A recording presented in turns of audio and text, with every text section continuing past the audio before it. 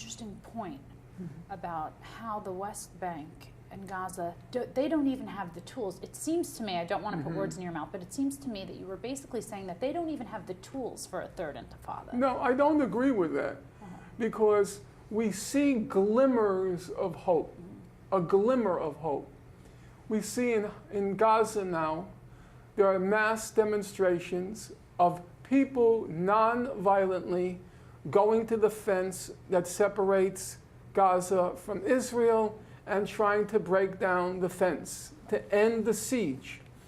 Luckily, Hamas is staying out of it, because Hamas is afraid if they're seen to be leading these demonstrations, or they fire so-called rockets in retaliation for the killings of demonstrators, Israel will have a new Operation Protective Edge. So they're staying away, but they're not repressing it. They're not blocking the demonstrations. If these demonstrations, these mass demonstrations, nonviolent, if two other conditions are met, there is hope. Condition number one, they have to convey clearly, unmistakably, unequivocally, our goal is to end the siege of Gaza. We're not trying to overrun Israel. We're not trying to invade Israel. We're not trying to swamp Israel. We just want to end the siege. We want the law to be enforced. The law says the siege is illegal. It's collective punishment. The United Nations Human Rights Commission, in its last report on Gaza, it said, and I'm quoting it, it said the blockade of Gaza, the siege, has to be lifted immediately and unconditionally. Every one of your viewers should commit those words to their memory, immediately and unconditionally. It says nothing about we have to make sure Hamas doesn't use the cement to make tunnels. We have to make sure Hamas doesn't smuggle in weapons. Doesn't say that. It says immediately and unconditionally. So some people may say, well, what do you expect from the UN Human Rights Council? Well, remember, that particular commission was chaired by Mary McGowan Davis. She is a New York State judge. New York State judge, not a third world judge or a anti-Semitic judge, New York, and she said, and the report said, it has to be lifted immediately and unconditionally. If they continue to be nonviolent, if they make clear all we want is to see the law enforced, that's all we're asking. And the third condition is us here. On their own, they can't do it for just the reason you said. They don't have the tools. They don't have the access. They're not able to communicate with the public in the West and say, all we're asking is to end that illegal, inhuman, immoral siege. That's our job.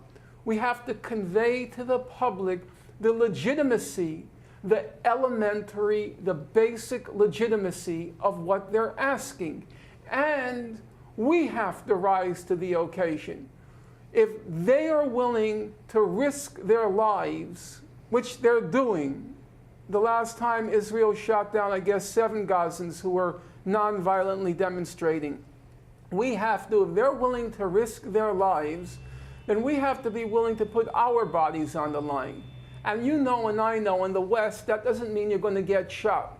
What it simply means is we have to close down the United Nations in New York, and we have to close it down in Geneva. And we have to do the nonviolent civil resistance here with one demand. United Nations, enforce your law. The law wasn't made by the Palestinians. That's the international law that you are supposed to be enforcing. Enforce your law. Your own UN Human Rights Commission said that blockade, that immoral, illegal, inhuman blockade that's now gone on for 10 years, a 10-year-long blockade. It's illegal, It's time to end the blockade. That's the law. That's your law. And if they can manage, if they find the strength, if they find a moral wherewithal to stay nonviolent, if they communicate clearly, this is not about invading Israel. It's about giving us space to breathe. For 10 years, you have suffocated us in this blockade. It's about enforcing the law. And if we do our job here, because I agree with you, they don't have the tools on their own. It's a small people. It's 4 million people. It's the size of Brooklyn. And the infrastructure has certainly changed. But on that note, I do hear you. But, you know, you're also one to deplore the violence of the Israelis on the Palestinians. What about the violence that's put upon the Israelis by the Palestinians? Look, I have studied international law. In fact, I taught it in Turkey this past academic year. And I taught the laws of war. There's a lot in international law that I don't agree with. It doesn't make any sense to me. But now is not the time or place for a seminar on international law, on international humanitarian law, what's called the laws of war. The basic point is this. You can't expect Palestinians to act according to the law if the other side gets to get away with murder. That doesn't make any sense to me. If Israelis can carry on with impunity, no punishment, when they carry out these massacres, these periodic massacres of the Palestinians, or in the West Bank, when a family is incinerated and nobody's charged with any crime, then how can you expect the Palestinians to, quote unquote, obey the law when the other side gets away with murder? That to me is an unrealistic and actually an immoral expectation to place on the Palestinians. Now, as my co-author, Jamie Stern Weiner, as he said, he keeps reminding me when I get a little bit hot under the collar on this issue, he says you have to remember the main beneficiaries of the law are oppressed people, not the oppressor. Israel killed 550 children in Gaza during Operation Protective Edge. The Palestinians killed 1 Israeli child. Ratio, you can figure that one out, even if you didn't take calculus in high school, 555 to 1. Israel destroyed 19,000 Palestinian homes in Gaza during Operation Protective Edge. Hamas destroyed 1 Israeli home. 1. Again, you don't need rocket science to figure out the ratio, 19,000 to 1. So if the law were enforced, obviously the main beneficiary would be the Palestinians, because they are the overwhelming losers from the lawlessness. They are the ones who lose from the lawlessness. They're the ones who lost 550 children, 19,000 homes. Israel loses 1 child and 1 home. With that said, you just described Israel as being extremely powerful. But I want to, just to complete the thought, but you cannot expect or put the burden on Palestinians to act according to the law in what my other co-author, Muin Rabbani, calls a zone of lawlessness. Israel has carved out a zone of lawlessness. And then you can't expect Palestinians to act according to the law in a zone of lawlessness. And it's everyone. Everyone is guilty in enabling Israel to carry on in a lawless fashion. The UN Human Rights Council report, which I mentioned to you earlier, Amnesty International, all of them in their reports in Operation Protective Edge, they all said that Israel was not targeting Palestinian civilians during Operation Protective Edge. That's a scandal. That's a scandal as a general statement. It's doubly a scandal because if you read the reports, and I read them with great care, all of their own evidence, I'm not talking about Palestinian evidence, I'm not talking about my evidence, all of their evidence showed that Israel was targeting civilians. So they accumulate all this evidence, and then they proceed to conclude that Israel was not targeting civilians. So they are aiding and abetting Israel as it carves out this zone of lawlessness.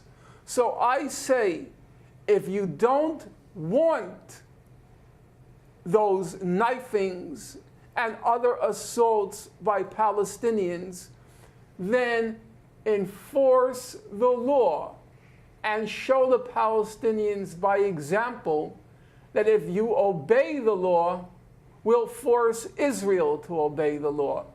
But if Israel doesn't have to obey the law, if you're going to lie and lie and lie, as the United Nations Human Rights Council did, and as Amnesty International did, if you're going to lie and lie and lie, if you're going to rub salt in the wound, and after they target us, you're going to produce these reports, publish these reports which say they weren't targeting us.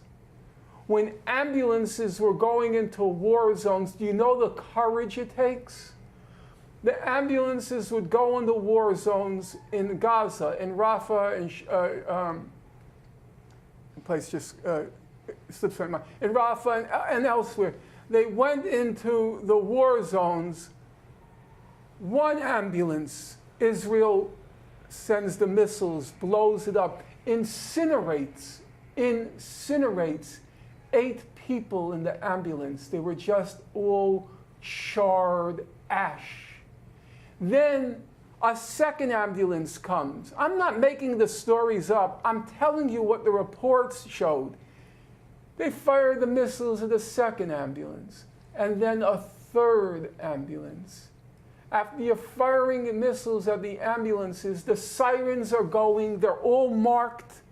They're all marked as ambulances, and Israel doesn't even pretend that they weren't ambulances. They didn't even bother to produce any evidence except one silly tape, which was absolutely worthless.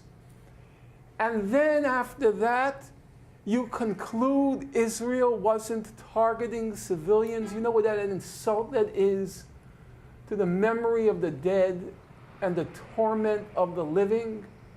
And in the face of that, you want Palestinians to respect the law. You spat on the law. You're responsible for every knifing that goes on in the occupied territories. You created the conditions. You think they're monsters? You're Frankenstein. You created the monsters. It doesn't seem that going along with the lawlessness and stepping back and it doesn't seem that going along with the lawlessness is helping the Palestinian cause. Mona, you're Palestinian, you're a mother. And I know you're speaking from your heart now. Just like you want for your child to have a decent life, not to grow up among death, destruction, and so forth. And there's a natural pacifistic impulse in you as a mother. Of course, I totally agree with you. I said a few moments ago, it's not going to work because you're going to lose the international community And it's much easier to control knifings than it is to control mass nonviolent civil disobedience. My credo in life is I never quarrel with facts. Of course, what you're saying is true, but there seems to be this kind of precondition for engaging in any conversation regarding what's going on there. You have to begin by deploring the Palestinian violence. I will not begin by deploring the Palestinian violence. I begin by deploring what has been done to those people. I begin by deploring that. And then from there, okay, let's move on. But let's be clear, who created that situation? And I include in that the United Nations Human Rights Council, I include in that Amnesty International, all of these cowards. They're cowards. They're afraid of offending Israel because it may hurt their professional advancement. You know, I had a correspondence with Amnesty International, and they say, we start from the assumption, we start in all of our reports, we start from the assumption that if Israel's using precision weapons, it would never target civilians. Is that a fact? That's what they said, yeah. I have it in writing. And then they go on to say, even if we find no evidence, that they were targeting a military objective, we still have to, and this is their phrase, entertain the possibility that they were. Even if they have no evidence, they still have to entertain the possibility that Israel, well, if that's your standard, Israel would never target civilians, then why aren't you working for the Israeli Foreign Ministry? Why are you working for Amnesty International? Are you going to tell me that when those 4 children were playing hide and seek in Gaza, and when they were playing it near an old fisherman's dilapidated hut, and they were children of diminutive size, and Israel, which has every square inch of Gaza under its surveillance, you're going to tell me that when they killed those 4 children, they mistook them for Hamas militants, and they mistook the dilapidated fisherman's hut for a Hamas control center? And you're going to tell me that all the international journalists were wrong when they were sitting there and they said it was a clear case of targeting 4 children? But the Amnesty standard now is if Israel uses precision weapons, it can't be targeting civilians. And the UN Human Rights Council was just as deplorable, point by point, wretched point by wretched point, to the point that my innards were writhing, twisting, when I was reading these reports at night. I was like calling up all my friends, you got to hear this, you got to hear this. They were laughing hysterically. Israel's targeting children, and you know what the UN Human Rights Council report concludes? I'm not kidding. It says, Israel did not take sufficient precautions to protect civilians in the course of its military attack. Sufficient precautions? They were targeting them, you idiot. That's what your evidence shows. They didn't take sufficient precautions to protect them when they were launching a military attack. Excuse me, where was the military objective? The 4 children? The hut? I mean, it's so laughable. And then to tell the Palestinians, behave, act according to the law. Do you have any hope for what the UN can do, what Amnesty can do, no, what Israel can do? I take no offense at religious people. I believe that everybody has the entitlement to his or her spirituality. I'm an atheist. It's the family I was brought up in, and that's how I'll die. But as a resolute atheist, I still believe God helps those who help themselves. It depends on us. It depends on you, your husband, your family. It depends on me.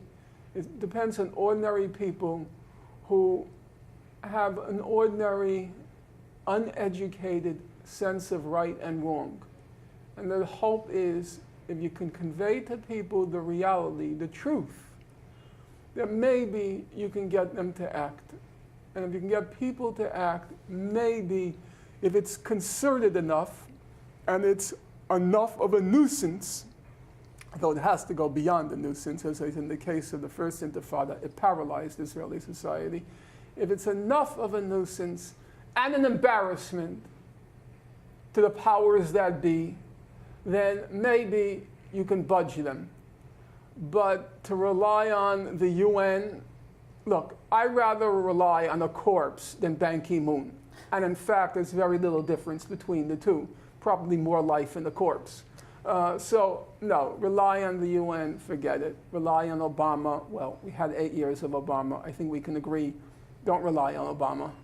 We have to rely on ourselves. God helps those who help themselves. I can't end it any better. Thank you so much, Norman, for joining us. My pleasure, and it's always a special to be with you because you do something that other people don't. You give me a chance to talk.